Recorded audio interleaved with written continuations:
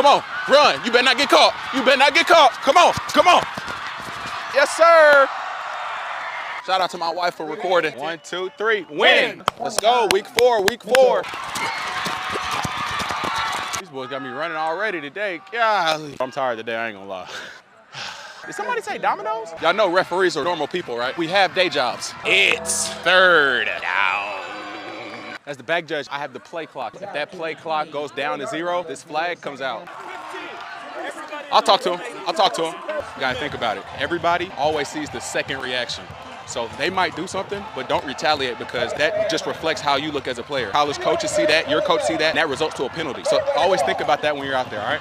Contrary to popular belief, half the time I'm out here, I'll be forgetting to talk. I'll be locked in, bro. It takes a village to run one of these games, so shout out to everybody that takes part in making this day happen. I didn't see that one. Yeah, I was looking over there. That is the unfortunate part. If my key is on the right side and I'm not looking to the left side, something could happen on the left side. You gotta think about it. There's 5 officials and there's 22 players. We're not gonna see everything. Ladies and gentlemen, welcome back to What Do You Say? I'm your host, Frank Jeremi.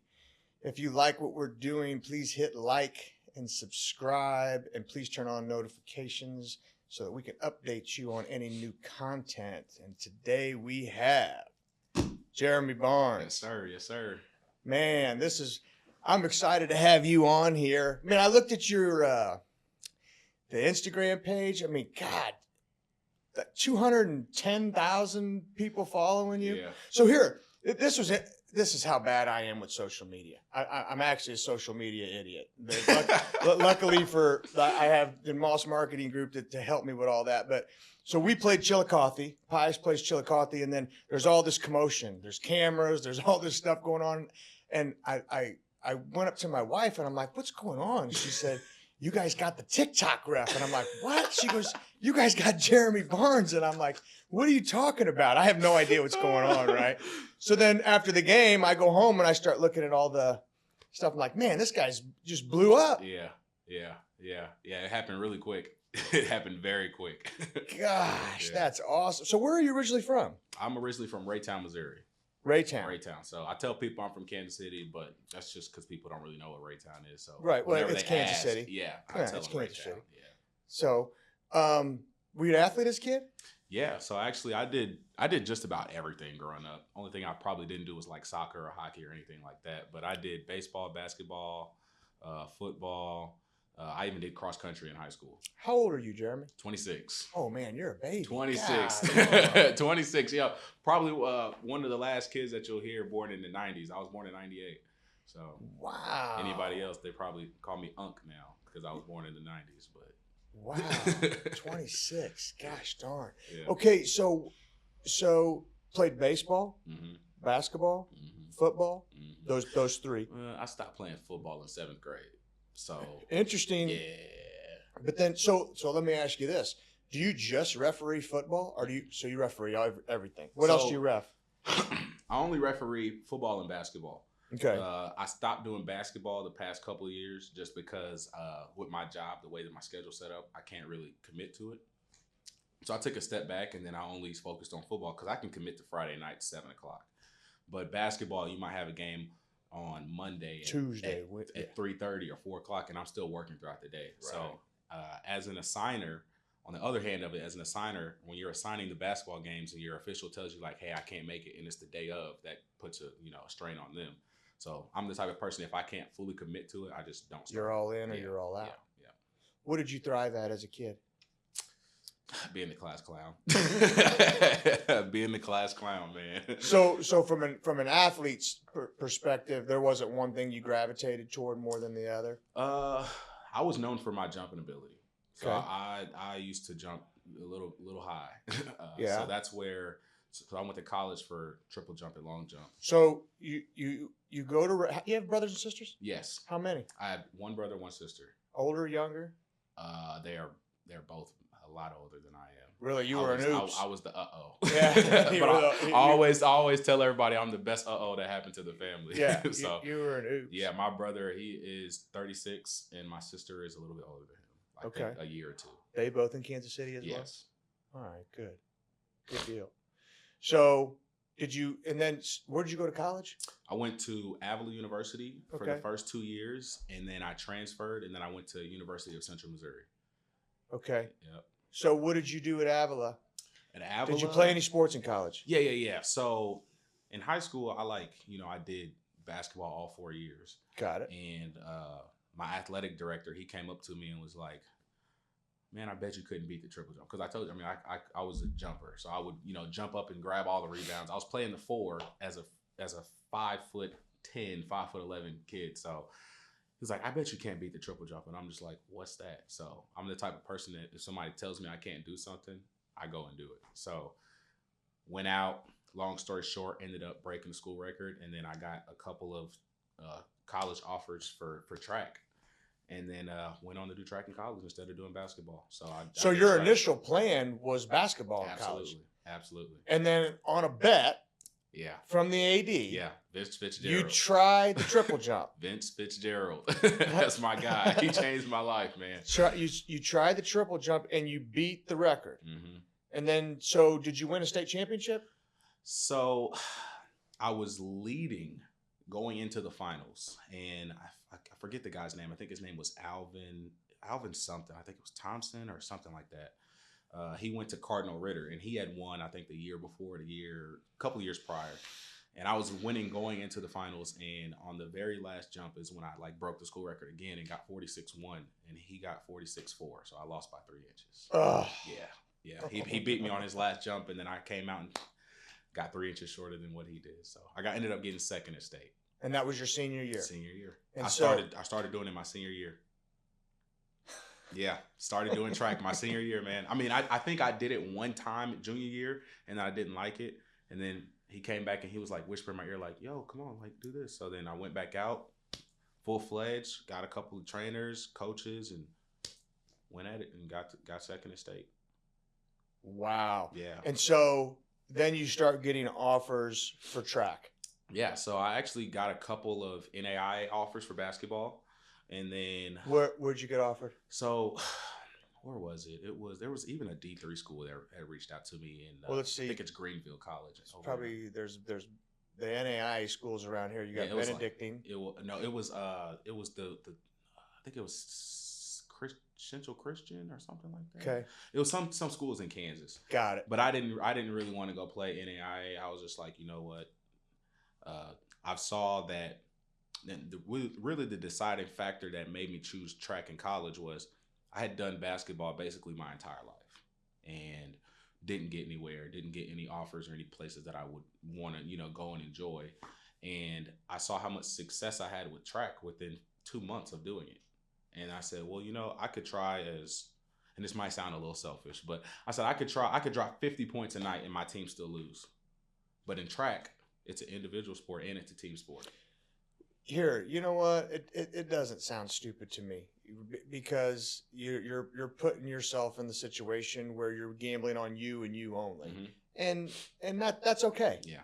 So I saw how much success okay. I had with it, and I was like, man, I could go win every meet. The team might not do good, but I could still have individual success, and I did have individual success. I went on to be the first All-American at Avila University for the male side on the track team. So wait a second. You go to Avila for how many years? 2 years. So by your third year so you're All-American in what events? Triple jump. Triple jump. I had to assume that. Yeah. I had to assume that. Okay. So in 3 years of triple jump, you take runner-up as a state champion, and then you're All-American by the time you're a sophomore. Mm-hmm. So actually the first year I got to Avila, I went to nationals. And again, I think the top 8 are considered All-American, and the top 9 go on to finals. And I was in the top 8 going into the finals, and the kid jumped further than me, and I got 9th place. And can you guess by how many inches? Don't tell me 3. 3 inches. So I almost had All-American my first year in college, but I didn't. Okay, so in high school, you take runner-up at 41 point. What was it? 41. What would you say the jump was? It was 46.1. 46.1. And he jumped 46.4. And he jumps 46.4. Mm-hmm. In college, I have no idea what I did. But I know my furthest one it was ended up being at UCM, and it was like 15 meters for 15 meters 04 or something like that. But I never hit 50. Never hit 50 feet. That close. So what made you transfer? If you're having all the success, All-American at Avila, what makes you transfer? Because Avila at the time's NAIA and UCM's D2. Well, yeah. So unfortunately, you know, at Avila, they didn't have, you know, the proper facilities. We practiced at Scion. You know, we had very limited facilities. You know, we did what we could. We would have practice at the indoor basketball gym. We would have practice, but we just didn't have the right facilities. You know, my coach, Jaquel Smith, he helped me out a tremendous amount. He took time with me, and you know, he wasn't a triple jumper, but he took the time out to learn how to teach triple jump, and he worked with me day in and day out after practice. So we would train and train and train, but you know, the facilities just weren't there. And I had a friend come up to me. His name is Jesse Miller. He came to train with me at practice one day, and he was already at UCM. Okay. And he saw the situation I was in, and I had all the success, went undefeated, won conference, swept conference in triple jump and long jump, and you know, I was winning, and then I went to go ask for a better scholarship from the school, and they denied me.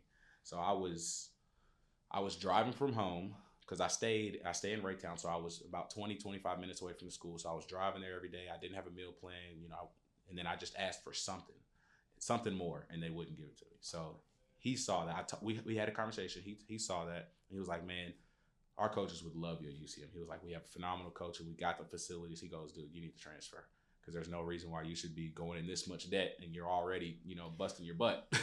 So I had a long talk with my coach, because, you know, he took a chance on me initially at Avila. And he was like, man, you got to do what's best for you at the end of the day. He was like, I'm with it. I'm with it if you're with it. Well, when you're talking about that type of debt, because let's see.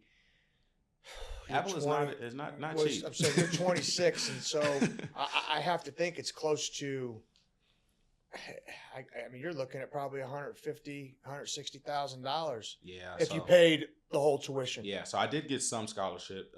I wasn't really aware of, you know, how much. My whole goal was, my dad was helping me pay for college. Sure. And my whole goal was to get him to pay the least amount as possible. So Sure. that's why I stayed at home. And he you know, told me, like, you can go stay on campus. I'm like, no, whatever saves money.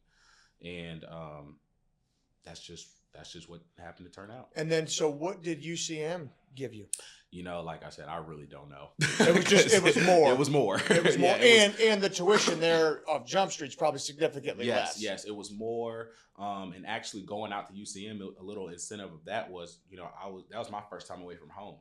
So I had always stayed at home, and that was my first time away. I was that's in Warrensburg, right? Warrensburg, Missouri. Yeah. Yep. It used to be called Dirtyburg, Central Missouri Central Missouri State, CMSU. Yep. Mm-hmm. Yeah. So I went out there, and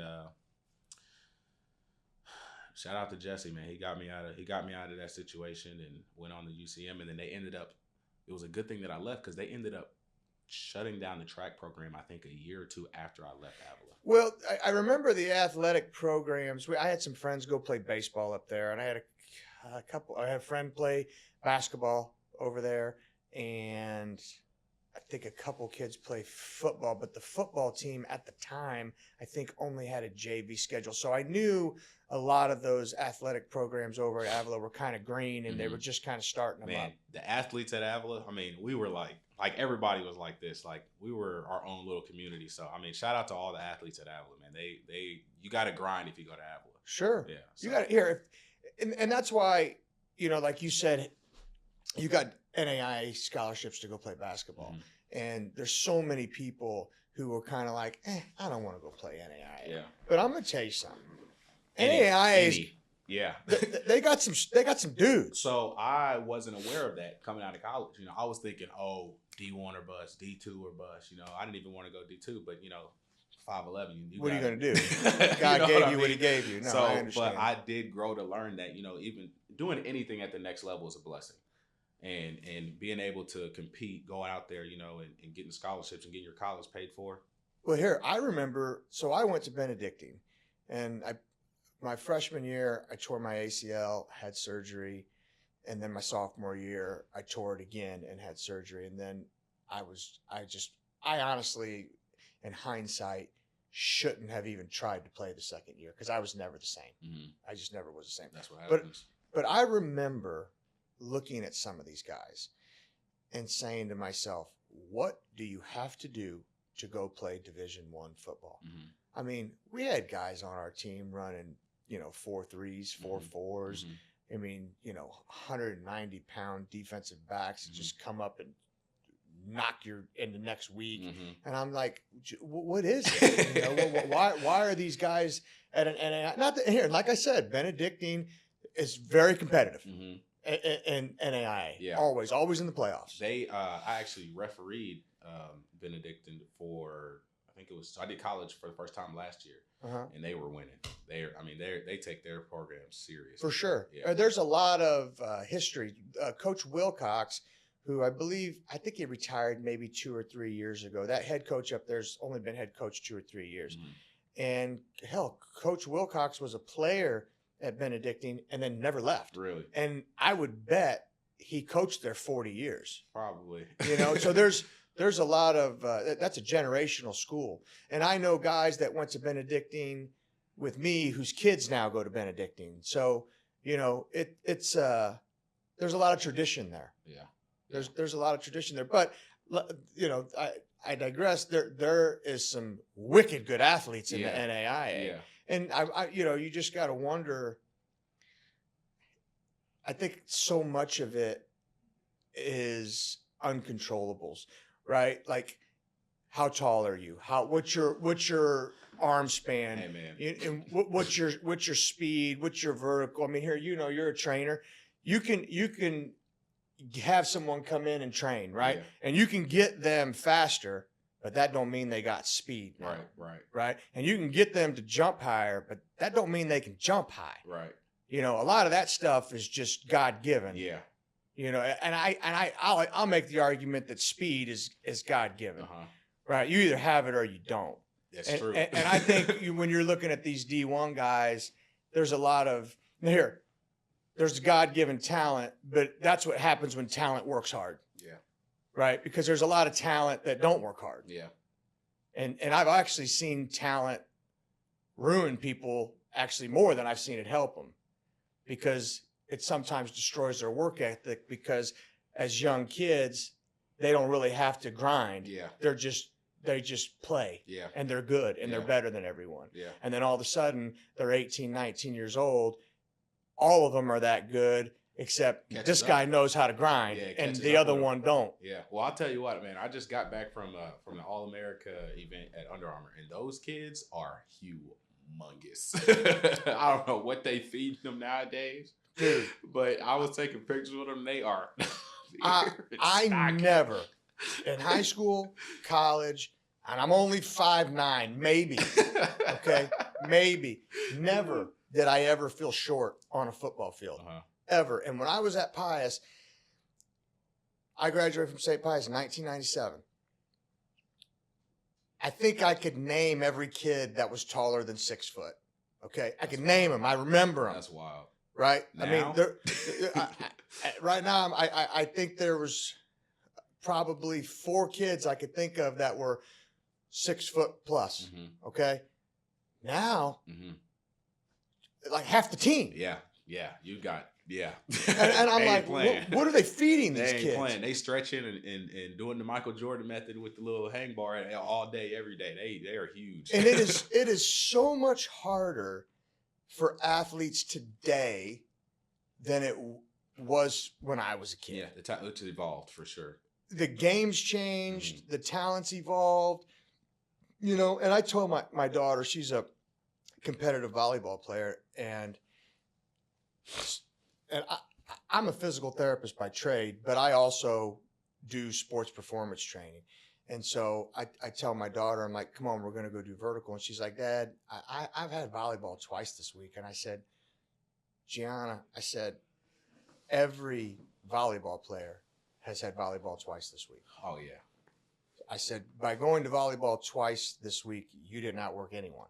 I said, now, how many volleyball players do you think are going to volleyball twice a week and training vertical twice a week? She said, maybe 50%. I said, so by going to volleyball twice a week and doing vertical twice a week, now you've outworked 50% of them. 50% of them have still outworked you, right? I'm just trying to get her to wrap her head around the fact that, and it's kind of unfortunate that a 13-year-old, that if you want to keep up and you want to be able to compete, you have to practice twice a week and then do everything else that surrounds the game 3-4 times a week. And I did not know that growing up. And that was probably one of and my you biggest regrets. Well, here, and at 26 years old, you're super young. You had to do that. When I was a kid, you didn't.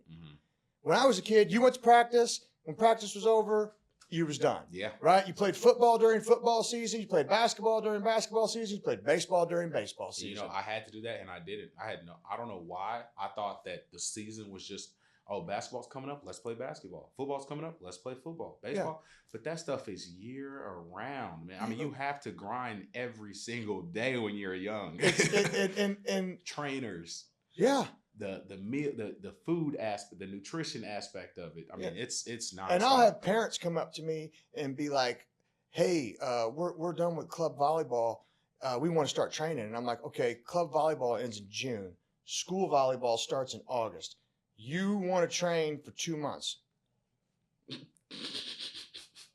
Don't waste your money. Yeah. Don't waste your money. Yeah.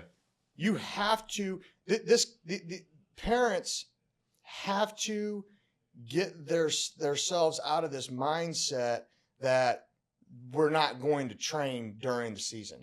You have to train during the season. Yeah, you have to. It's mandatory. I mean, it's not going to hurt you. No, and this, unless you just overlift. But I mean, you don't want to do that. But, well, but you're not lifting all the time. Yeah, like Gianna, my daughter, she'll do volleyball twice a week. She'll do vertical twice a week and weights twice a week.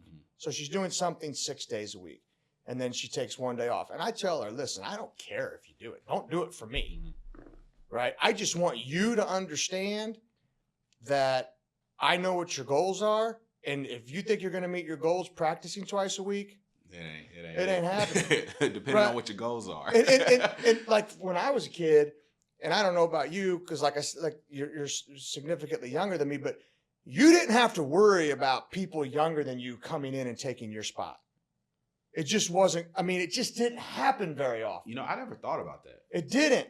Like, I never had to worry about that. Freshman coming in and taking the senior spot. That shit happens all the time. It happened when I was in school. Happened when I was in school, you get kids coming in that just are genetically freakish. I never thought about that. I don't know why that's never crossed my mind. And I told her, I'm like, I'm going to tell you something right now. You can do all these workouts 6 days a week, and there could be a kid that's 2 years behind you who's got a Division I basketball dad and a Division I volleyball mom, and they're both 6'3", and she can jump out of the damn gym. Oh, I wish. Mom and Dad, I love you, but if you would have gave me 6'5" or something like that, I know, you ain't probably telling still me. would have been a bum, but I would have been a tall bum. Oh man. But I'm trying to make them understand that can happen, and you can't just compete with what you're seeing. Yeah. You got to be outworking what you're not seeing. Yeah. And that's the thing that people don't realize. It's like, Christian Brown, to be, for an example, there's people that, see him partying and stuff like that. But what they don't see is him in the gym every day and him grinding and stuff. So we actually have, my brother is close with one of his good peoples, and he was here training at a gym in Kansas City, and I saw him put up 500 shots in one sit. But people don't see that stuff, man. Right. People don't see that stuff. All they see is, he's out partying and he's doing this and that. But that boy works hard. Yeah. He works hard to get what he's got. So when I was 29 years old, I went to a jiu-jitsu class. I got the shit beat out of me by a 120-pound girl. And I was like, I got to know what this girl knows. And so throughout the course of this, I met some really, really good guys. And a buddy of mine who's actually been on this podcast, his name's Carlos, he just flew through the ranks, right? I mean, just really, really excelled and did it pretty quick. And so one day I was training with him, and he goes, look, he said, everybody's always talking about how athletic Carlos is and how how good I am at this. And he goes, but let me just show you what they don't see. And we started training. And I'm like, in an hour and a half, he goes, I do this shit every single day. He's like, nobody sees this, you know? And if you look at all these 1%ers, the big thing that separates them from everyone else is just work ethic. Yep. I mean, I don't care if you're talking about 1%ers in business or 1%ers on the field. It's the same mindset. They do all the shit nobody else is willing to do. It's true. You know, Kobe Bryant. I mean, anyone that talks about him's like, man, I try to get to the gym before Kobe. He's already there sweating. You know, and you know, and you listen to his training regimen. It's like 4 a.m. Went home, ate breakfast, Eat, sleep, breathe basketball. That's it. Yeah, that's what it takes. I mean, if you want to get to the next level, that's what it takes. Yeah, that's what it takes. You know, and even like my son, his favorite sport's basketball. Now he's going to be tall. My wife's got height, thank God. Mine too, thank God. My wife's like 5'10". My wife's 5'11". Yeah, there we go. 5'11". That's what I'm talking about. Yeah, so he's supposed to be 6'3", and he played. We had a tournament last week, and he didn't play very good. And he said he got in the car because there's a guy that he does lessons with, and he goes, I want, his name's Jalen. He's Jalen Lewis. He's I know you're Hall of talking Famer at Liberty. Yeah, I know you're talking about. He's probably around your age. Yeah. I know you're talking about. I never played against him, but I know who he is. Yeah, and so I know of him. I don't know personally. And so I said, I'll tell you what. I said, you can go to him an extra time during the week if, when you get off school, you go downstairs in our basement every day for 45 minutes and work on ball handling. I said, if you do that, you can go twice a week. If not, I'm not going to spend the money. Because basketball practice twice a week and a private lesson twice a week, it just ain't enough. It's just not going to cut it. You know, and part of me thinks it's a little bit unfortunate that they have this type of pressure put on them, you know, but it's all because youth sports has been monetized. I mean, look, you got the only sport that you get recruited out of high school is football. Club baseball, club basketball, club volleyball, club soccer. That's where these kids are all getting recruited out of. They're not getting recruited out of their high schools. Maybe track, because, I mean, I don't know, do they even have that? Track is like the dark horse, in my opinion. It is I feel like it's such a needed thing for all athletes, but you don't really get a lot of love in track. I mean, you just don't. But I mean, they do recruit out in high school. I think out of the schools. Well, because I didn't think they had like club track. Yeah, they have AAU track. Oh, do they really? Track meets take. Well, track meets in general take all day, but yeah, those track meets take all day. Yeah, so they have Junior Olympics. They have a bunch of AAU tournaments. Yeah, they got all of that. Really? Yeah. So it's a big deal too, then. Yeah, it is. It's just not as I mean, it's publicized. It's just not as popular as the main sports. Yeah.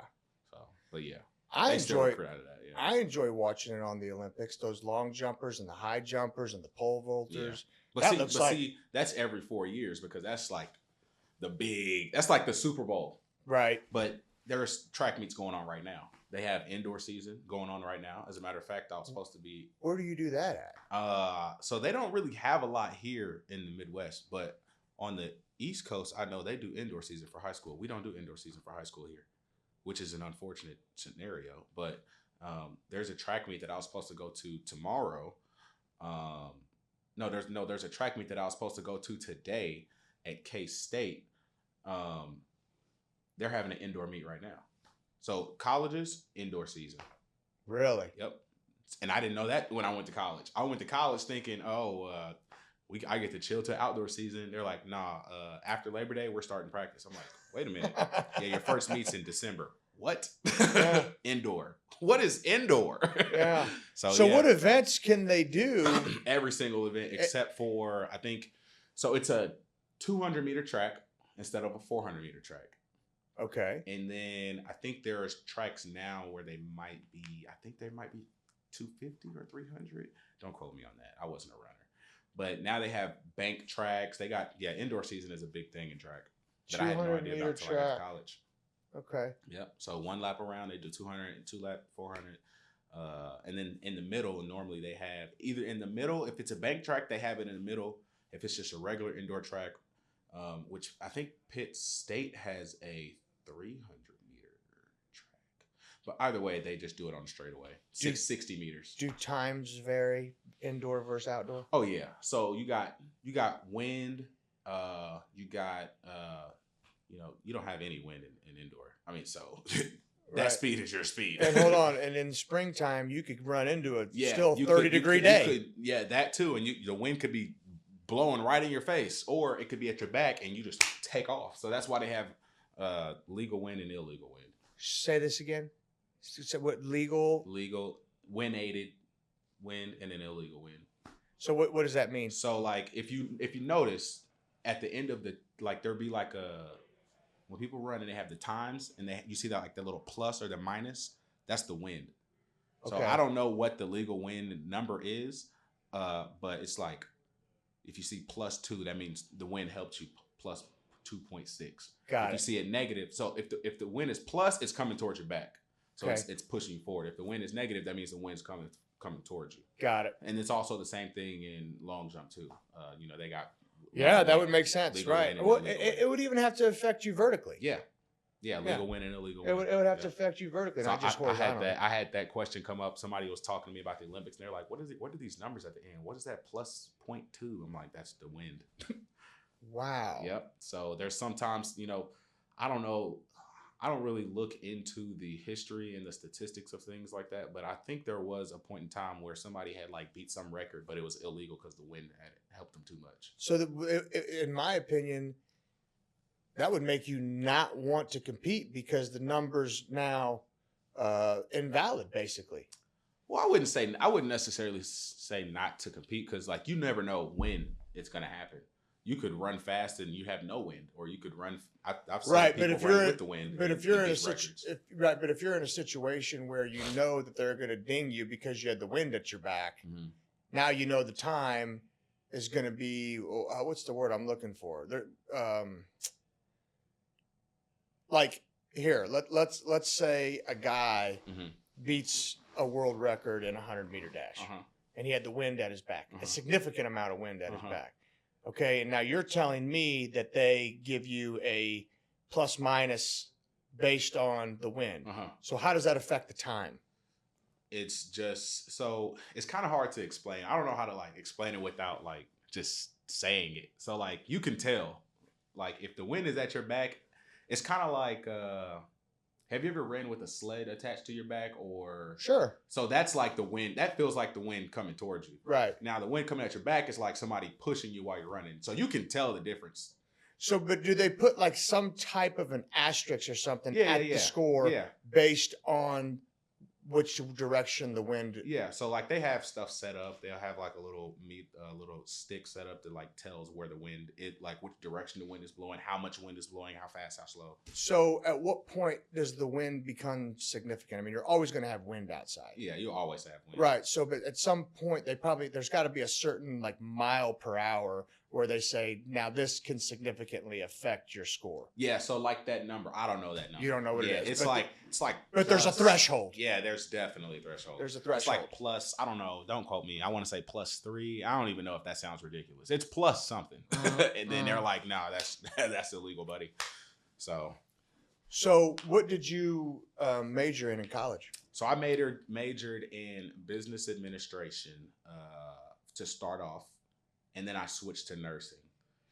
Nursing? Yeah. So you got a nursing degree? I do not. And then I switched to health sciences. There we go. I graduated with a health science degree with a minor in business administration. So health sciences. So what kind of classes? Literally anything like anatomy, physiology. I took pathophys with this guy right here. All that stuff. Yeah. Kinesiology. That's all. Did you get to dissect cadavers? Yeah, we did a heart one time. That stunk. Not an actual cadaver. I mean, cadaver's like the human body, right? Yeah. Yeah. No, we didn't actually do anything. I think we did a frog and a heart one time. When I was in PT school, there was 6 dead bodies in a room, and we had to. See, I'm not a nursing, right? Yeah. Talk about stinking. Yeah. But there were 6 dead bodies, and then you'd have to dissect everything. Mm-hmm.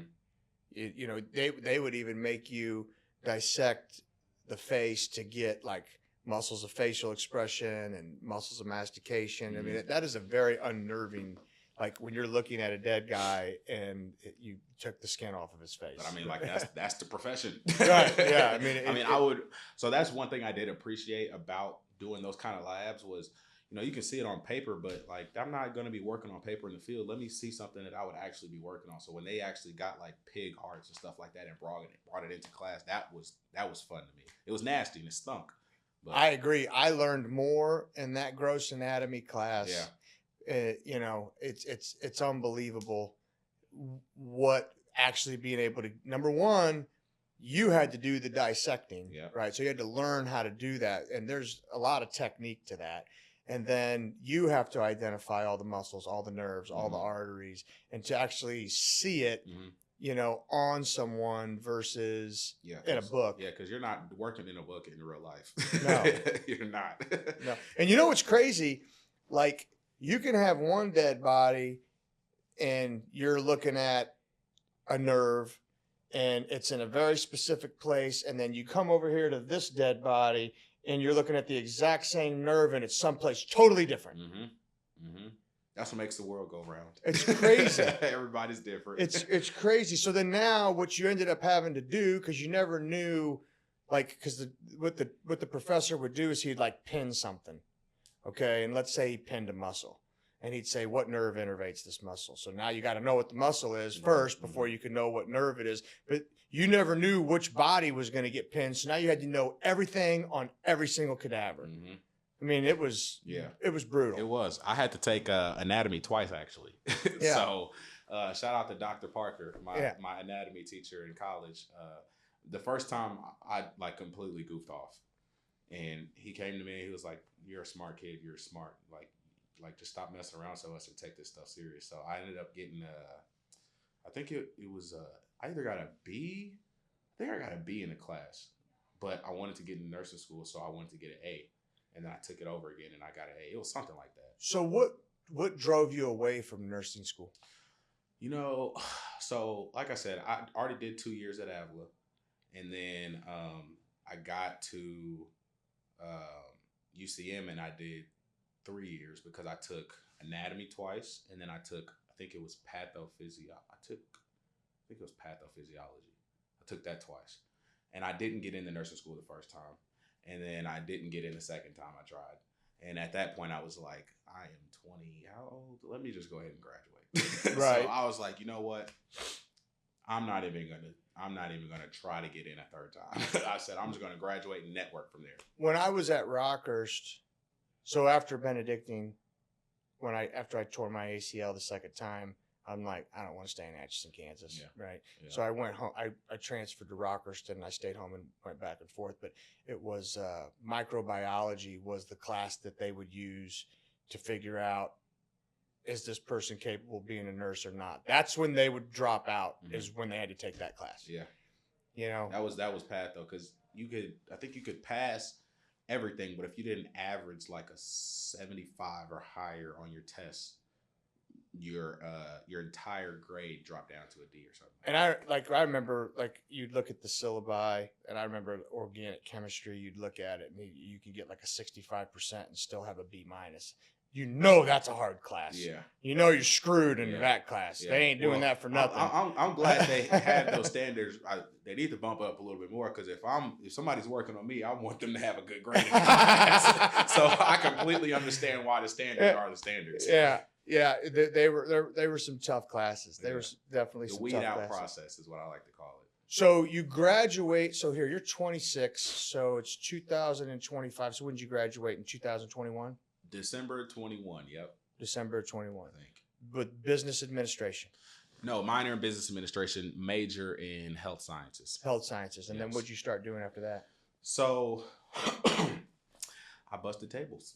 No, actually, I was already busting tables. I had got a job while busting tables. So I worked in the Crown Club at the Royal Stadium for like 5 years Okay. and busted tables down there. And I met like I met the guy that invented the Happy Meal for McDonald's. I met the vice president of Blue Cross and Blue Shield. And then I even met the CEO of Community America down there. So when I first met the vice president of Blue Cross Blue Shield, she came down and it was her and a group of, I don't know if it was all girls or some guys, but I think it was a group of all girls at the table. And I just sat down and I just started talking with them just because that's just who I am. I'm just a people person. And we were talking and talking, and little did I know I was taking an interview right there. And she was like, how would you like a job? And I'm like, well, who are you? And then she was like, I'll do this, do this, do this. I'm like, heck yeah. So ended up taking the job offer, not job offer, taking her up on her offer. Ended up getting an interview and then got the job at Blue Cross. So I actually started working there. I think I graduated on a Saturday. I started working on Monday. What did you do at Blue Cross? I was a account executive associate, a large group sales account executive associate. That's a lot, but So that's basically a big business that's going to utilize your insurance for their employees. So they have all of the locked-in employees. Their insurance is through Blue Cross. So we would work with, you would have different accounts and you would work with all their insurance. And then I was the associate for the person that had the account. How long did you do it for? 5 months. Boring. Long story short, yeah. Right. It was a good job. I'm too energetic to sit in the office, so I got in a little trouble. I fell asleep a couple times, and then you got to be moving and shaking. Yeah, I got to be moving and shaking. I fell asleep. I think it was like the first 2 weeks. I fell asleep in like 2 meetings, and then I told them, I was like, yeah, because I did an internship to be a probation officer, and like the first 3 weeks there, we had like, it was just like, I'm just sitting there, and then I was like, I would fall asleep. So if I'm not moving or thinking or doing something, my body just shuts down until I get used to it. I could never sit at a desk. Yeah. So I did that, and then I was like, I know I'm falling asleep in this. I was like, but just give me some time to adjust, because like this happened while I was doing my internship, and they weren't having that. Right. Yeah, I mean, rightfully so. But after I kind of adjusted to it, I started, staying awake, and then some other things happened that I don't want to really mention. And then, we ended up separating ways with mutual agreement. So I ended up leaving there and going back to the Crown Club and busting tables. And then, like I said, I always make connections. There was a lady that I worked with at Blue Cross, Tracy Dancy. She said, my husband, they might be hiring at their job. Give him a call. So got in contact with Ishmael. And they weren't hiring at the time because they had to get some contracts closed. But I stayed in contact with them for maybe a year. I called them almost every other month for a year, and the position finally opened. So then I ended up getting the job with him, and that's where I'm at today. So what's the position? What do you do? So right now, I just got promoted. I am a full service rep, a technician for Stryker Medical. Stryker, so I know Stryker reps, and the Stryker reps that I know sell the prosthetics for total joint replacement. Yes, we do it. They do a lot. A lot. Okay, so what's your product? So if you go to the hospitals, you'll see the hospital beds for Stryker. You'll see the transportation devices when people get out of surgery and they're wheeling around. Those are, majority likely you're going to see Stryker on those. On the back of the ambulances, you'll see the gurneys, or we call them cots, the yellow and black stretchers.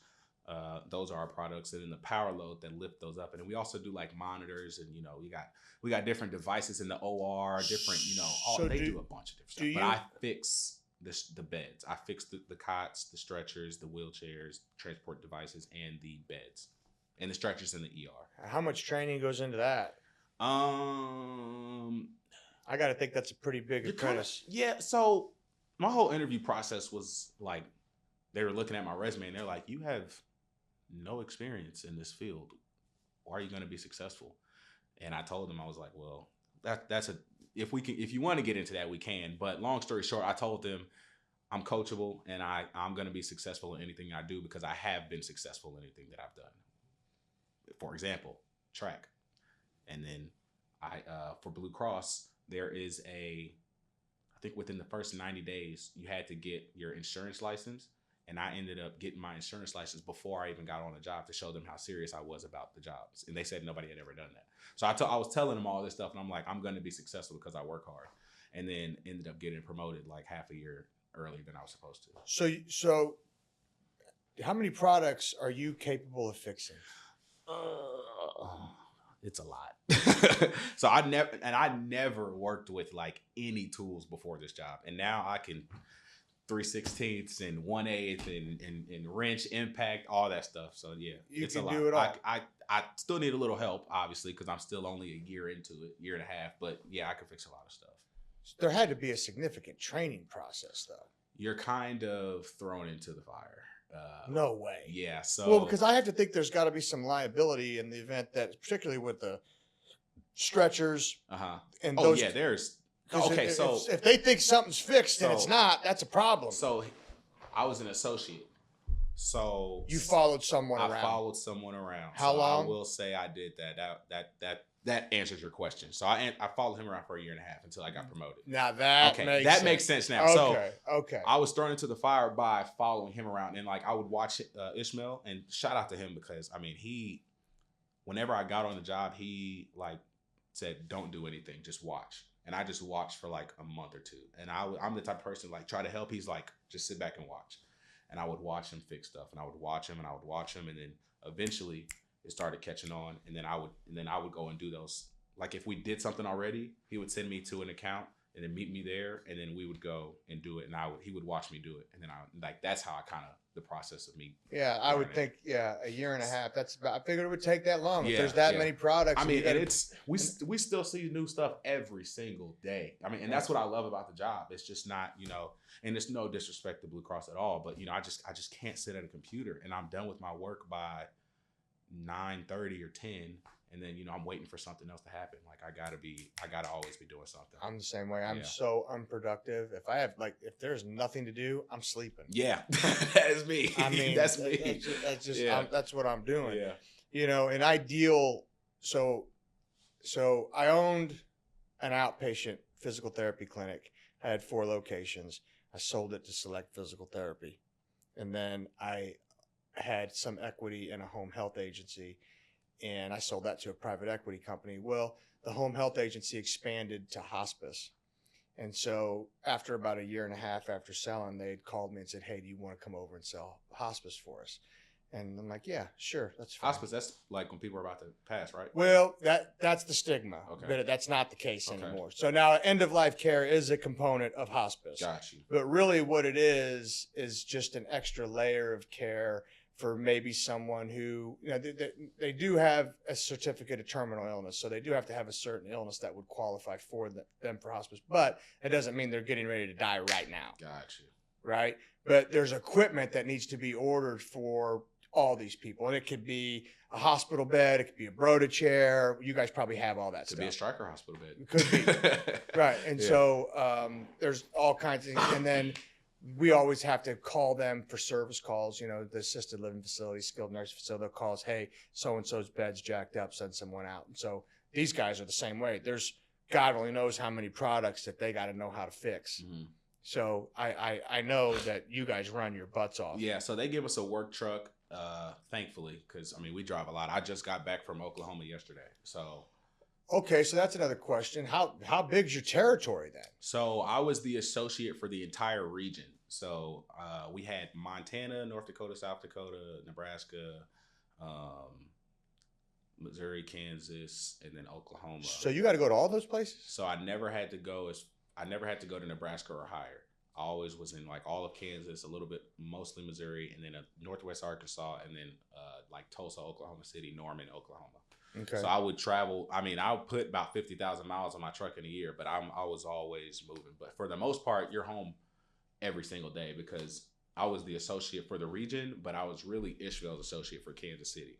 So we would go to like Northwest Missouri or, Macon or Columbia or, and then be back home by the end of the day. You guys got to be on call? Yes and no. So it's kind of like you really make your own schedule. If we have a part, so like, say for instance, I get a call tomorrow. obviously we don't work on the weekends, but if I get a call tomorrow and the customer's like, hey, I got this problem going on, obviously if I don't have anything else going on, I'm going to go out on Monday. But I already have stuff lined up, and they go in priority. So if I already have something lined up on Monday, I could tell that customer like, hey, I'm booked up on Monday or Tuesday. I can get to you by Wednesday. Or I could just be like, I'll get to you tomorrow. Right. So it's not like a set schedule. You kind of like make your own schedule depending on the importance. How many maintenance calls are you required to make a week? You're not. You just have to hit your 40 hours. Okay. Yeah, you have to hit your 40 hours. Anything, and we get unlimited overtime. So like this week, I'll get a nice paycheck. We get paid every Friday. Unlimited overtime. You get paid every Friday. You get per diem for food and stuff if you're a certain. Well, then in that business right there, you could work 100 hours a week if you wanted to. You definitely could. Yeah. So you work as long as you get your work done. There's nothing to be said. But if you're, just lollygagging, then they'll be on you a little bit. But so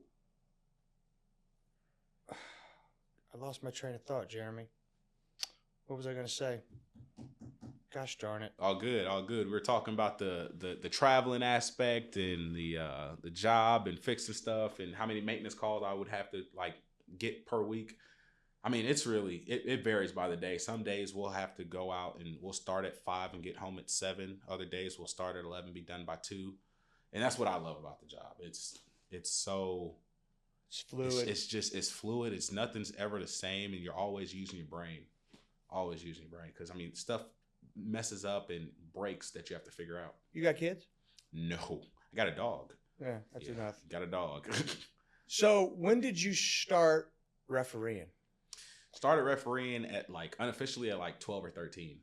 So my dad and my brother are the ones that got me into it. And my brother is actually how I got my name, the Young Ref. My dad got us both into it, and then I officially started doing it for the state of Missouri at 15 years old.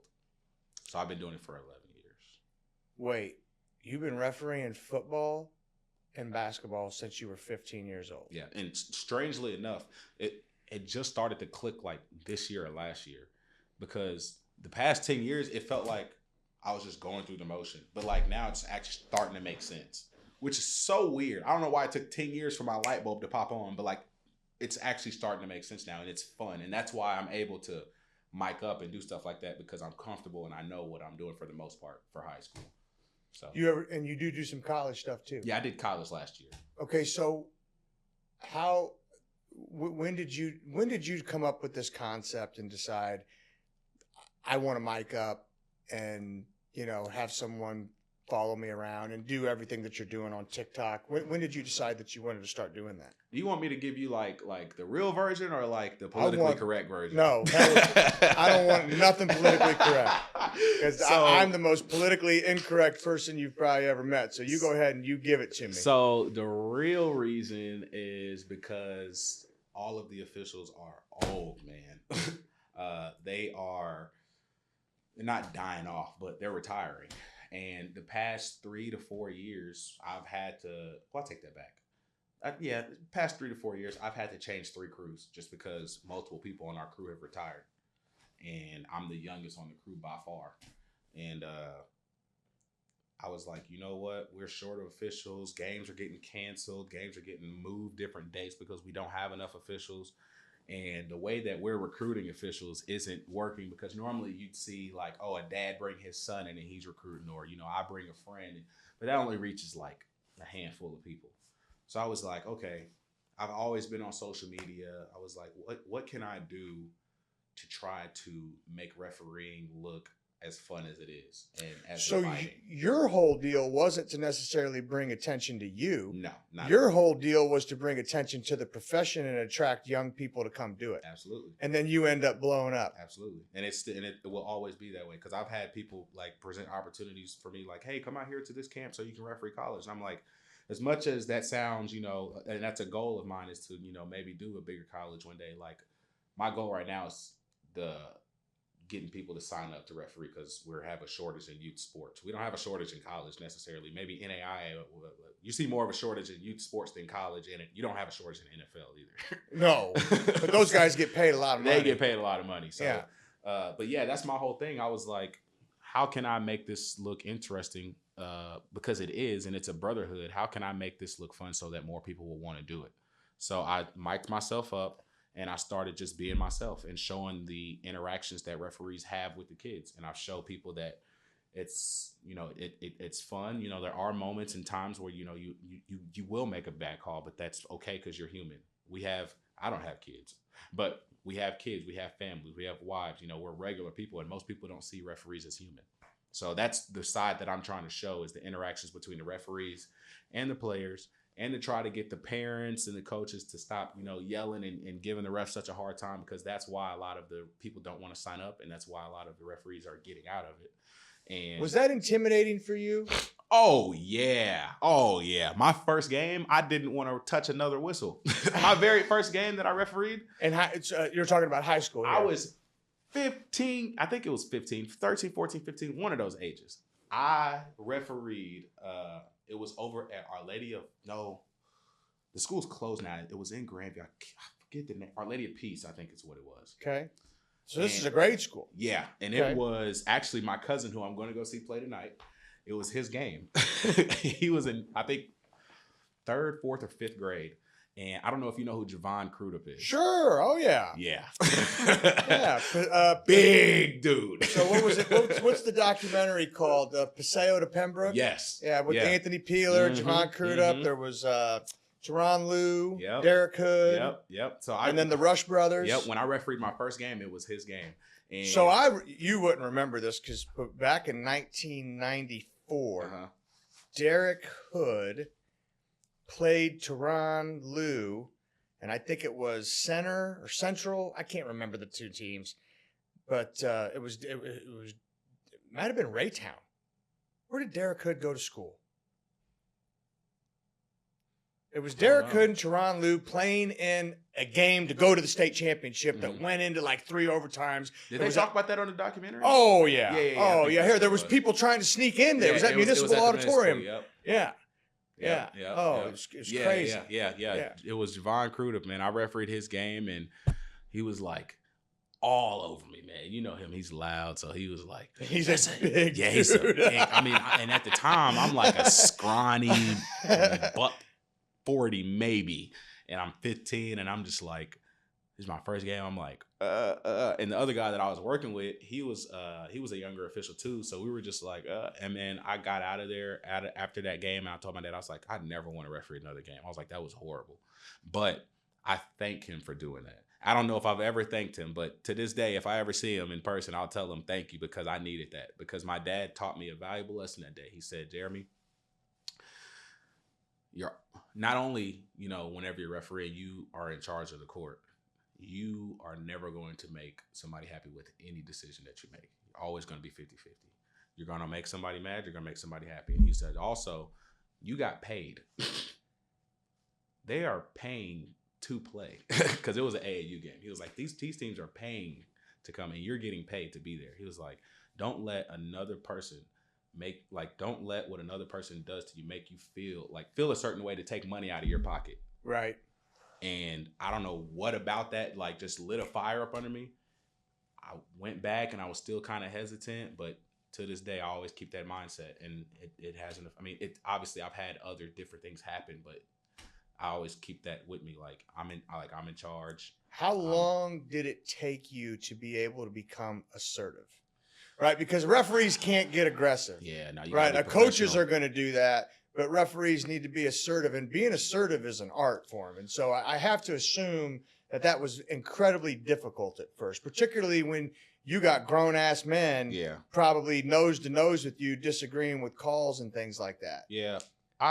For the most part, they respected me for the most part. I haven't had anybody like curse me out, or, I mean, I've had people curse me out, but like, you know, say anything to where I need to like kick them out. I think I've never kicked anybody out, but It took a while, just because me being young, I didn't have that confidence, and I didn't really know what I was doing. I played, but it took a couple years, and I don't think until I got out of high school was when I really started becoming a little bit more confident in what I was doing. But last year, whenever I did college, that's what clicked, because I learned so much up there to where I could bring it down, and it slowed down high school that much more. So in baseball, I know they won't let the newer umpires referee the little kid games because the parents go crazy. Do you notice that in football and in basketball, that when you're refereeing those young games? There's a reason that we have a shortage of officials. I'm telling you, it's because of that. You see viral clips going all the time of people yelling at the referees. And in a couple of my videos, I went to the Chiefs game, and I was like, okay, would you rather get food poisoning for a week, or would you rather not be able to yell at the officials at the game today? I remember seeing that. People are like, oh, I'd get food poisoning. And I was like, okay, how many yards is a pass interference in the NFL? And they were like, oh, 15. And it's like, actually, it's a spot foul. And it's first down. And they were like, but in high school, it's different. In high school, it's different. It's 15. There's 15, but then there's also a spot foul. I can't remember. And don't they do two different ways for different scenarios? I think it's just, or is it just the rules change every freaking week, man. So I could be wrong. I had to refresh up, but the last I know is 15 yards. Just 15 yards. Yeah. Okay. And my brother was like, it's 15 yards in college too. My brother was like, man, if pass interference is 50 yards and it's a long play towards the end of the game, why don't you just pass interference? That'd be smart. Right. 15 yards. It's brilliant. But you get a, obviously you would get another play if the clock were to run out. But he's like, I'd rather get a 15-yard penalty than to potentially them catch them, get a touchdown. But yeah, so I was telling him, I'm like, you don't even know the rules, but you want to yell at the referees. And then people are like, oh, well, it's just a part of the game. And it's like, no, man, like referees, like, we know what we're doing for the most part. If you're a referee in an NFL game, you've been through levels. If you referee in college, you've been through levels. If you referee high school, even if you referee to high school, you've been through some levels. So we take tests. We get graded, and this is on the college level. We get graded on each and every call that we make and that we don't make. We have meetings, we have clinics, we go to spring practices. We do all these different things to prepare for that game day. And like you said, what the people don't see. Only thing people see is us throwing a flag. They don't see the time that we take out of it throughout the week. I have a guy, Alex Ferreira. He every single Wednesday is on a call talking about fouls and penalties and different scenarios for plays. But people don't see that stuff. Right. So they just see us throwing flags and thinking that we're biased. Will you question yourself sometimes and go back to the tape and look at it? Yeah, all the time. Use it as a learning tool. Yeah. So I'm not one to just sit up here and say, oh, every call I make is the right call. Every call I make is 100% right. I know I mess up sometimes. That's just a part of the game, because every single call is a judgment call. Now, if I'm gonna throw something, I'm more assertive now with when I throw my flag, because I know the severity of it now that I've been to college. But I'm not going to throw my flag unless I'm not going to throw my flag if I'm thinking about it. If I'm throwing a flag, that's a flag. I'm going to throw a flag if the grandma 2 miles away could see it and know that it was a flag. Right. I'm not going to call a little tug and pull here and there that had no effect on the play. I've noticed that in your videos, you'll actually see a flag that may not have an effect on the play and go up to the coach and say, hey, this is what's going on. Yeah. If he keeps doing it, I'm going to call. Yeah, if the offensive player is tugging and pulling and the defensive player is tugging and pulling, they make my job easy. Right. Because I ain't got to do nothing. Right. Now, if the defense is gaining an advantage from doing something to the offense and offense isn't doing anything back, that's a pass interference. Or if the offense is pushing off and the defense and he gains a pass interference. But if they're both going at it, they can do all that tit-tat play all day. Let them play. Flag. Yeah. Let them play. Yeah, it's a contact sport. I tell people that at the end of the day, it's a contact sport. There's going to be contact. Right. But what matters is, does one side gain an advantage? I've never thought of it that way. Does one side gain an advantage? And I'll tell players all the time. So in one of my videos, it was a kid that went to Raytown. He was coming up the sideline, and the DB was behind him, and the ball was thrown, and it was underthrown, but they just kept going forward. And the dude was like, man, it's pass interference. It's pass interference. I couldn't go back and get the ball. I was like, you just turned your head. Now, if you stop and come back and run into him, that's pass interference all day. Right. But if you just keep running, I can't call nothing. Y'all kept going. The pass was just underthrown. Now, you seem to do a good job, and these are just reels that I'd watch, but you do a good job educating players and coaches why you didn't throw a flag or why you did throw a flag. Yeah. Do you find yourself doing that throughout the entire game? Yeah. I mean, for the most part, I don't talk to the players. So You'll talk to the coach. No, so I'm in the middle of the field, so I don't really talk to anybody for the most part. So if something happens, I'll go out of my way and tell the player, like, hey, this is what you can do better next time. This is what you did that was good. This is what you did that was bad. Because in high school, it's a learning opportunity. College, they have officials at their practice, and officials can tell them at the practice. But I'm not going to high school practices. So I'll try to, and I'll do it at an appropriate time, or if it's like halftime, or if we got if it's like a timeout or in between a play, I'll go up to the play, or if it's like quick right after the play, I'll tell them. And it's weird because they're more likely to listen to me now because they see a familiar face, but they're more likely to listen to me because I'm like on their age level than hearing it from an older official, because they might think that the older official is like getting on to them or something like that. But they're more likely to listen to me than they are listen to their coach. And I don't know why. Right. But if I tell them like, hey, this is why I didn't throw the flag, this is why I did throw the flag, and then I'll see an adjustment throughout the game from that same player, and I'll be like, you got it. That's literally it.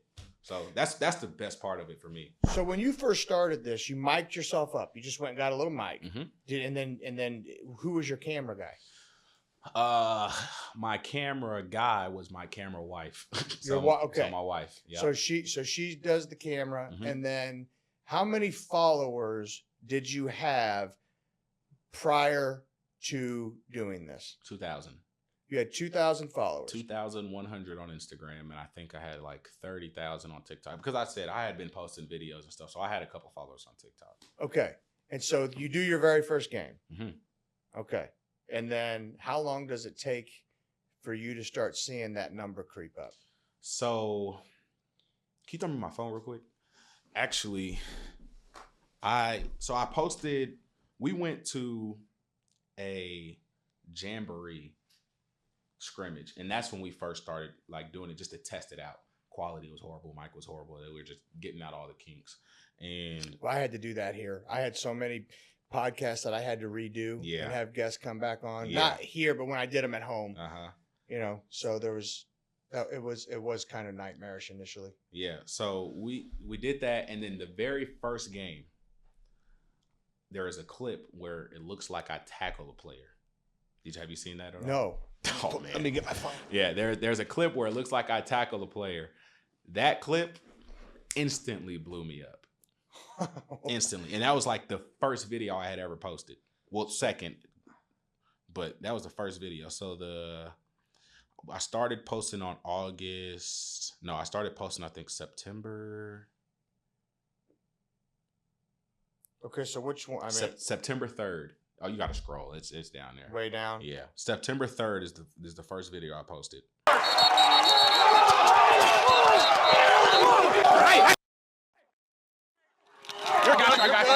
was that for? Come on. Back up. I didn't get to see I didn't see the numbers. I was way back here. Hey, coach. Your guy slammed the guy after the play. Okay. That's why you guys got the penalty. Okay. They had a guy come in and hit yours at the end. That's why they got the penalty. So they all. You guys okay? Looked like somebody took a tumble. I did. Okay. I saved somebody down there. So yeah, I run in. I see something about to happen. I run in, and then I see the kid from West Platte about to go and hit another kid. So I grab him, and I'm trying to pull him to the side. And then from that angle, it looks like I just come in and scoop him up and just.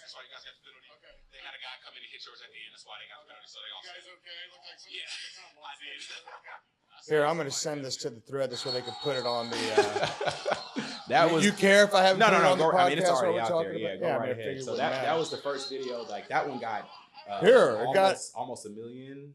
It's got 100 on Instagram. It's got 140K likes. Yeah. Okay, so here, swipe out of it. Okay. And then how many views does it? Oh, you'll have to look on my reels. It probably wouldn't show it there. No, it's not showing. It's telling me it got 140,000 likes, 355 comments, and 2,706 people shared it. Yeah, that's a lot. And that's just on Instagram. So now, yeah, and I posted it on TikTok too. and so that video, It's got 1.7 on Instagram. that video right there skyrockets you. Yep, So from 2000 to what? What did it go to?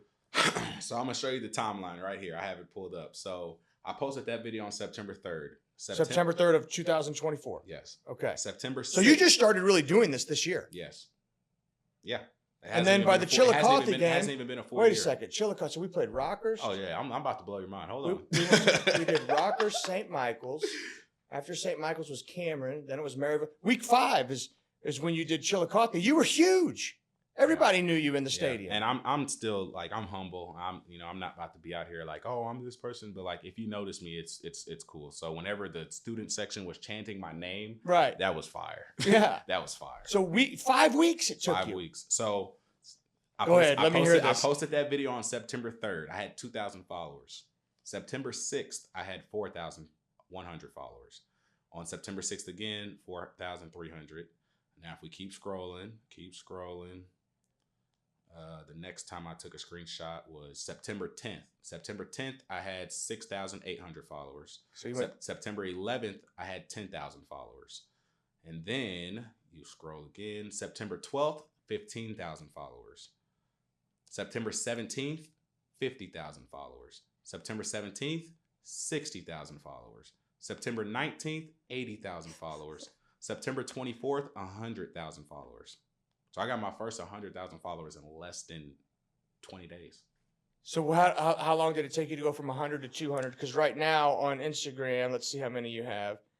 This stupid. So from 100 to Instagram, you have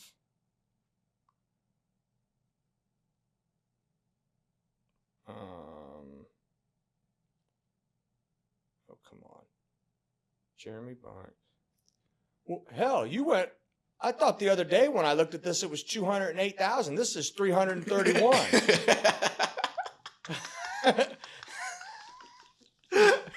Yeah, it I swear to God, a week ago it said 208,000 followers. I'm not. I didn't. it took off. Yeah, it took off, and it helped. Going out to Under Armour, they helped me boost some followers too. So I've been at. I don't know where the screenshot is, how long it took me to get from 100 to 200. But I've had at least 300,000 followers since November 27th. So November. Are you on Instagram or TikTok? On Instagram. Okay. So on Instagram, I hit 300 November 25th. I don't know where I got 208. Probably TikTok. On TikTok, it's at 219,000. Is that what it is? Yeah. Okay, maybe I was on the wrong. Wow. Yeah. So, is there a way to monetize this? Oh yeah. So it's really, the money doesn't really come from I don't make any money on Instagram. I made a little bit of money on TikTok. The money really comes from working with brands and stuff like that. Getting to do Patrick Mahomes' commercial for something like sport that. coffee. Something like that. Or what was it? The Under Armour deal that we just did. And I'm dripped out in Under Armour right now because we went out to that event and they completely changed my wardrobe. And I needed new workout clothes anyway. So right, shout out to not? Under Armour. Yeah, there you go. There you go. But yeah, stuff like that. That's where you get money from. Now you get money based off views, but that is it's negligible. Yeah, because I mean you can't guarantee getting 1 million views on your video. So. Right. So do you have an agent that helps you with this type of stuff? Yes. Determine what you need to charge for things? Because Yes. I got to think. I wouldn't have no idea. Yes. So I didn't have any idea either. So that's why I used them. So shout out to my boy Jalen James. He is the one that got me in contact with his agency, and he does social media as well. He is I don't know if you noticed at the game, but there's a big, tall, light-skinned, handsome, young light-skinned man that was there. And I did. I remember. I that's who that was? He has 3. He was there with his girlfriend. Yeah. Or is it his wife? That's his wife now. Yeah, But it was his okay. fiance then, I believe. Okay, yeah. He knows his wife then. He's tall, about 6'3". He's humongous. Because I remember him He walking played in. at Northern Iowa. I thought he was some type of a professional athlete or something. Mm-hmm. So he has 3 million followers on TikTok, and then he has like almost 200,000 on Instagram. Okay. So he signed signed with an agency called Raven Representation. And he, whenever I started blowing up, he was like, dude, I want to send you their stuff to, I want to send your stuff to them. And I'm not the type of person to ask for favors. Like if it happens, it happens. And I was like, man, let me blow up a little bit more before we do that. Cause I don't know. I didn't really know how much it was going to take off. And then he was like, nah, man, I'm going to send it to him. So he sent it to them. We had a couple meetings. They liked me and they took a chance with me. And now I signed to them and we're rolling. So now you got these followers. Tell me what your vision is over the next, like, okay, so I know your goal. Your goal is let's get younger referees, but what there has to be a plan. I don't want to say a plan B, but some alternative ulterior motives now at this point. Yes. That you've seen how big it's got. Like, okay, so you did the commercial for Pat Mahomes, you did the commercial for Under Armour. What else have you done? I have one coming out with Prime Energy. Okay. But that one is just spec ad. So okay. we're working on that one. Okay. And so then some other stuff in the works too. But okay. So you got some other things going on there. So now tell me, last two questions. mm-hmm. Last two. Tell me how your mindset has, I don't want to say shifted because I know what your main goal is, but how your, how do I want to say it? I think I know what you're trying to say. I'm trying to say, yes, I want to get other younger referees, but I also want to do what? Yeah. What else? What are we at there? So I'll never forget the main goal, which is to get more people to sign up to referee. But on top of that, I also want people to know me and my story and to know and like me for who I am. And I feel like I have a very personable personality. So on top of getting people to sign up, my goal is to get my face out there as much as possible. Sure. And then when people know who I am, well, this will help that. Yeah. And then once they know who I am, then they can start asking little questions. Well, who is that? Who's that guy? He's just a random guy in a Lululemon jacket and Under Armour fit. Like, who's that guy? And then they start asking questions. Oh, well, that's the guy that referees. Oh, why does he mic himself up refereeing? Or I've never seen a referee that mic himself up. Oh, well, yeah, he's doing it because, he's trying to bring awareness to the fact that there's a shortage of referees. He's also doing it to bring awareness to the fact that referees are human. Oh, well, he's making this look fun. I might want to do it. I've had people reach out to me from different countries saying that they want to sign up now. So the NFHS, which like lays out all the rules for all high school sports, sure, they've sent me a link to where I can track it. So I didn't know how to, I was trying to figure out how to track it, like how many people are actually signing up. They sent me a personalized link to where I can send to people, and it's in my bio on Instagram, and it will be on I have a website for merchandise dropping soon. That's another thing that's going to happen. But they made me a personalized link to where when people sign up through that link, they can sign up for literally any sport in high school across the entire United States. Why don't you share with me the link? Share with me, is there a link for your merchandise? Yeah. It hasn't dropped yet, but. Well, what I'm saying is we could put it on the podcast. Uh-huh. So, and then. I'm excited for that stuff to drop, man. As people view it, they can see it and they could click on the link, and then, so it could potentially help with the referee side as well as the merchandise side. How long do you think it would take for you to get all this up? This right here. So I got the one drop today. I could drop this next Friday if you want me to. Well, do you want more time? A little bit more time. And I'm going to say that because I want to speak about the merchandise and kind of explain what it is. So here, I got one that dropped today. I did another recording this week that I could drop. Today's the 17th, right? I could drop it on the 24th. And then I'm actually doing Joey Cool with Strange Music. That's dope. That's going to be badass. That's dope. I'm doing him on next Friday. So then I could drop that on the 31st. What if I pushed it out till February 7th? That'd be fine. Right before a Super Bowl. Would that dog hunt? Yeah. So for the merchandise, there's a shirt that says "Be the Difference." So whenever I'm thinking about merchandise stuff like that, I didn't want my name on it because I don't, it's cool, Jeremy Barnes, blah blah blah. I want it to have some type of meaning. So there's one shirt that says "Be the Difference" on the front, and that just kind of self-explanatory. Instead of yelling at the referees, instead of, yelling at people, go out, sign up and do it. Be the difference. You're young. Instead of, sleeping in on a Saturday and, you can party at nighttime. Instead of sleeping in, get up and go referee some youth sports. Go be the difference. Go give back. And I thought in high school, I was like, well, people need to give back to me. I'm too young to be giving back. No, you're not. You can always give back to the younger generation. You can start doing flag football in high school and make great money on the weekends. Sure. So be the difference is one of the shirts. And another shirt says be nice on the front, and on the back it says the refs are human too. So those two shirts are going to be the first kind of like launch on the website. Well, good. I can definitely help advertise on that. Yeah. I think in closing, I want to say I'm incredibly impressed with your humility and your willingness to help others as well as help the refereeing organization. And I love how when you took yourself out of the center, you were launched, right? And that wasn't your motive. So it's kind of like, hey, those who humble themselves will be exalted, and those who exalt themselves will be humbled. He works in mysterious ways, man. He dude, does.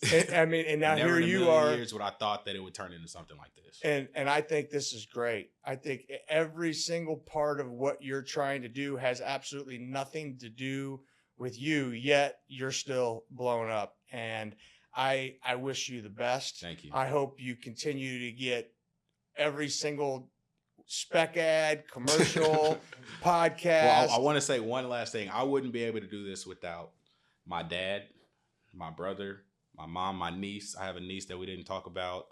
She just turned 6 not too long ago. My wife for coming out and recording every single game, taking time out of her day to come out and record. And also the guys that are out there with me every day. So Curtis, Wes, Tim, Roger, and Curtis, Wes, Tim, Roger, and me. So those guys, if they wouldn't have let me record this season or do anything like that, if they would have said no, none of this would have been happening. But they have fought for me every single week to get approval, not only approval to record, but also, be a part of it and encourage me to keep doing it. Awesome. I wish you the best luck.